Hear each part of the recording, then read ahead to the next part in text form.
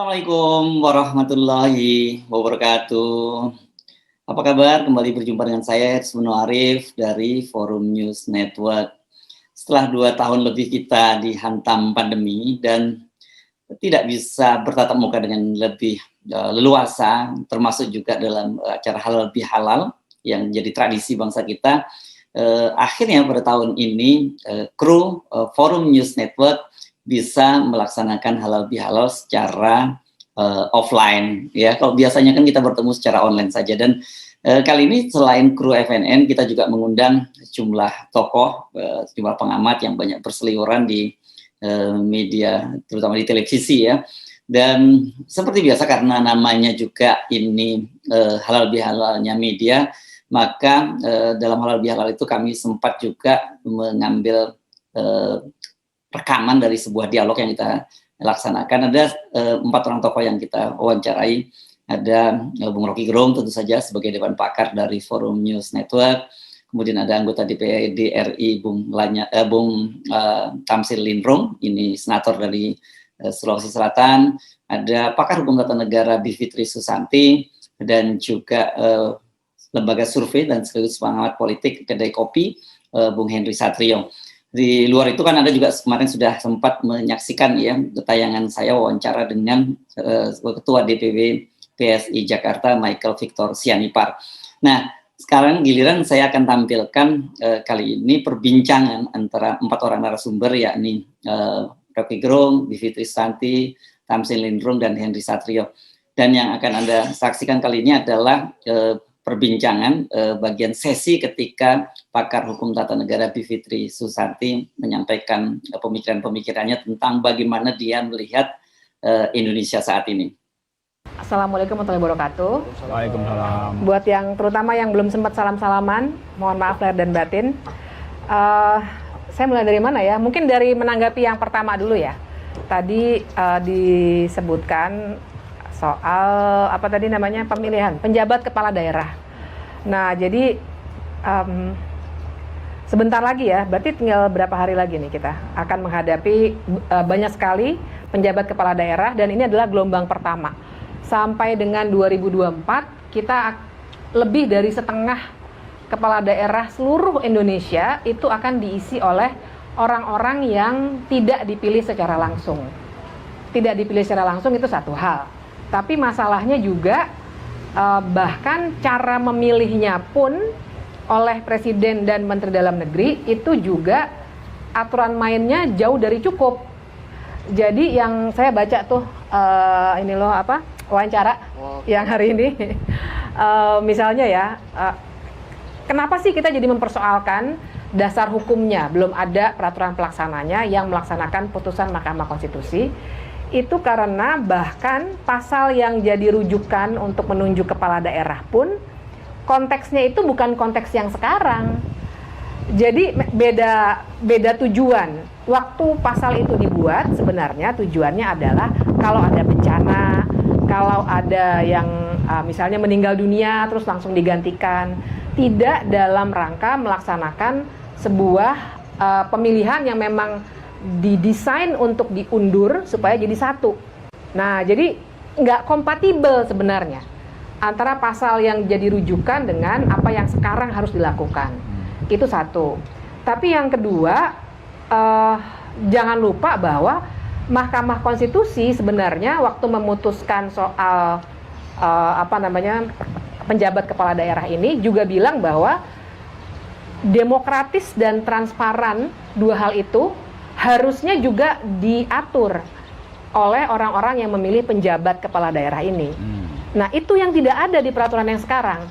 Jadi saya kira di sini karena banyak sekali para tokoh dan orang-orang di lapangan dan para jurnalis yang juga paham di lapangan, kita semua sudah tahu di banyak sekali tempat, di Papua apalagi, itu pertempurannya sudah luar biasa. Orang-orang yang mau duduk sebagai penjabat kepala daerah. Karena prosesnya betul-betul politis, maksudnya tidak transparan dan terserah pada Menteri Dalam Negeri dan Presiden. Itu main-mainannya luar biasa. Saya kalau cerita, saya kira ibu bapak, kawan-kawan di sini lebih lebih paham deh. Saya cuma mendengar dari kawan saya yang bekerja di Papua soal bagaimana negosiasinya, sogok menyogoknya, kekerasan, ancaman dan lain sebagainya yang digunakan untuk menduduki jabatan kepala daerah ini yang ditentukan secara semena-mena sebenarnya, karena kita nggak tahu kriterianya apa, nggak tahu apakah orang itu punya rekam jejak baik atau tidak, bahkan tidak tahu apakah dia sebenarnya punya kapabilitas untuk menjadi seorang kepala daerah. Ya, jadi saya kira itu memang masalah besar. Tapi Ibu, Bapak dan kawan-kawan, karena tadi pertanyaannya Mas Hersu adalah soal pasca Idul Fitri gitu ya. Saya mau tarik ke 2022 ya sekarang. Tapi bayangkan, udah bener sih saya ngomong 2024. Saya bayangkan memang 2022 ini adalah tahun-tahun di mana orang tuh saling menyerang. Sekarang 2023 mungkin akan sedikit bermanis-manis karena saya mau menempatkan dalam konteks tahapan pemilu deh. Kita itu kan tahapan pemilu yang verifikasi partai politik misalnya, verifikasi faktual itu bulan Agustus. Sekarang di bulan Mei, di bulan Mei ini, di saat ada beberapa partai yang lagi bersusah payah mau daftar secara legal dulu nih ya, belum masuk verifikasi kepala daerah. Saya udah dapat 1 tetes air, tapi nggak apa-apa, saya suka hujan. Nah terus tiba-tiba ada partai politik partai mahasiswa. Nah loh, bagaimana tuh? Tiba-tiba saat semua orang lagi susah untuk mendaftar, ada partai mahasiswa yang begitu mudahnya untuk lolos. Tapi itu satu hal. Tapi yang saya bayangkan adalah bulan Agustus, kalau dari cerita kawan-kawan saya yang bergerak di isu pemilu, itu verifikasinya akan sangat ketat. Jadi ada barrier to entry dari partai-partai besar supaya partai-partai kecil tidak ikut berkompetisi pada 2024. Itu satu hal, tapi yang lainnya adalah ya seperti kata Bung Hensat barusan, di antara calon-calon presiden juga sudah banyak yang saling soan, memanfaatkan momentum Idul Fitri tentu saja, saling berjumpa, kemarin bukber udah selesai, sekarang halal bihalal kemana-mana, tapi kan itu yang ditunjukkan ke publik. Yang terjadi di belakang layar adalah sebenarnya saling gontok-gontokan, sudah mulai saling mengukur kekuatan dia gimana, ini siapa di belakangnya, ini gimana ke depannya. Karena di tahun inilah yang begitu banyak peristiwa politik yang akan jadi saringan untuk 2024 itu akan terjadi. Tadi ya partai politik verifikasi faktual Agustus, terus nanti Desember akhir ya sudah selesai semua. Jangan lupa verifikasi partai politik akan membawa implikasi juga pada presidensial threshold yang mungkin saja kalau bisa menang di Mahkamah Konstitusi hilang, tapi kita belum tahu gimana. Tapi intinya 2022 ini sebenarnya yang kelihatan indah di bulan Syawal ini, bersilaturahmi dan lain sebagainya, sebenarnya di belakangnya itu lagi terjadi saling ngeker gitu. Ini kekuatannya gimana nih? Nah mungkin 2023 mulai agak harmonis, siap-siap, 2024 rame lagi. Itu ya yang pertama. Terus yang kedua, kalau misalnya barangkali ada harapan, saya sedikit-sedikit nyinggung soal hukum tata negara. Saya sebenarnya pengen kalau boleh nih ingin merujuk pada tulisan yang saya buat minggu lalu tuh di Harian Kompas. Terima kasih bila sudah sudi membaca dan mengutipnya di FNN. Tapi itu berawal dari kegelisahan saya dan saya yakin sekali kegelisahan ibu bapak sekalian. Kegelisahan soal ya kita kan sekarang nggak ada yang nanya dulu, Bung Hensat saya pernah salah apa ya? Saya nggak nanya kan, saya langsung mohon maaf lahir dan batin. Pak Tamzil saya pernah salah apa ya sama bapak? Saya nggak nanya dulu pasal berapa yang pernah saya langgar. Saya langsung minta maaf lahir dan batin. Itu suasana kita di bulan Syawal yang indah sekali. Waktu saya pikirin tuh hari pertama hari kedua tuh gila, ini sebenarnya aneh tapi indah sekali gitu. Kita kadang agamanya juga kita nggak tanya, langsung mohon maaf lahir dan batin. Itu indah sekali. Tapi ya itu tadi ya, show politik satu hal. Tapi yang kedua juga bagaimana ternyata justru ketika ada soal-soal yang kita publik nih melihat ini ngaco nih sebenarnya nih, tapi para penguasa pejabat publik akan berlindung malah di balik pasal-pasal. Oh, saya nggak ngelanggar, mana coba tunjukin pasalnya yang saya langgar. Nggak ada. Kode etik Pak atau Ibu, nggak ada kode etik yang mana, nggak ada yang saya langgar, nggak ada. Saya tidak melanggar apa-apa, nggak perlu saya, jangankan minta maaf, nggak perlu saya dihukum.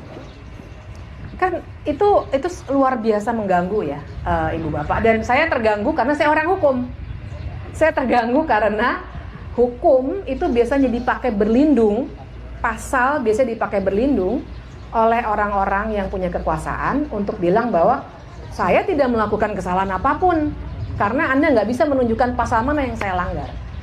Walaupun secara etik kita bisa lihat bahwa masa sih yang namanya hakim yang menerima gelar guru besar kehormatan padahal sedang menyidangkan soal guru besar kehormatan dan itu diterima guru besar kehormatannya, itu tidak melanggar etik. Jelas melanggar etik. Atau ketika Undang-Undang Ibu Kota Negara sedang disidang, diperiksa, Mahkamah Konstitusinya sudah bikin sayembara tentang gedungnya di Ibu Kota Negara Nusantara. Pasal mana yang dilanggar? Ya nggak ada pasalnya, tapi melanggar etik nggak melanggar. Kenapa? Menikah juga. Kita tidak menghalangi cinta ya, tapi kan dia tetap harus punya etik. Kalau memang ingin melanjutkan cintanya, mundurlah dari jabatan sebagai hakim karena ada benturan kepentingan. Itu etik. Gak ada etik yang ada. Dan kalau kita beribut di media massa atau di mana saja, di forum mana saja, pasti pertanyaannya pasal berapa yang saya langgar. Nah, saya sebagai orang hukum, Ibu Bapak dan kawan-kawan, rasanya luar biasa patah hati. Karena justru hukum dipakai untuk berlindung di balik segala hal yang sebenarnya secara etik, secara moral kita bisa lihat bahwa ini salah sebenarnya. Gitu. Nah, itu yang saya khawatir supaya mic-nya bisa segera ke tempat lain. Saya ingin menutupnya dengan saya cerita itu lagi, walaupun udah ditulis juga, karena saya khawatir makin ke depan ini 2022 sampai 2024 kita akan melihat lagi dan lagi. Terus dipakai, hukum itu dipakai untuk berlindung justru gitu ya. Karena berlindung dari segala kesalahan yang sebenarnya dilakukan. Karena hukumnya justru dipegang sama orang-orang yang punya kekuasaan. Sama kayak big data. Big data diminta. Terus yang disampaikan adalah loh, hak saya untuk tidak menyebutkan sumbernya.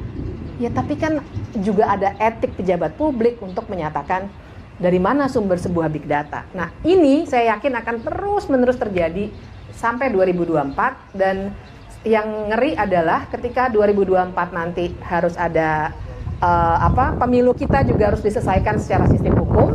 Nah, sistem hukum kita sudah dipegang oleh orang-orang yang punya kekuasaan, termasuk oleh para penjabat kepala daerah yang akan sangat banyak. Itu ngeri.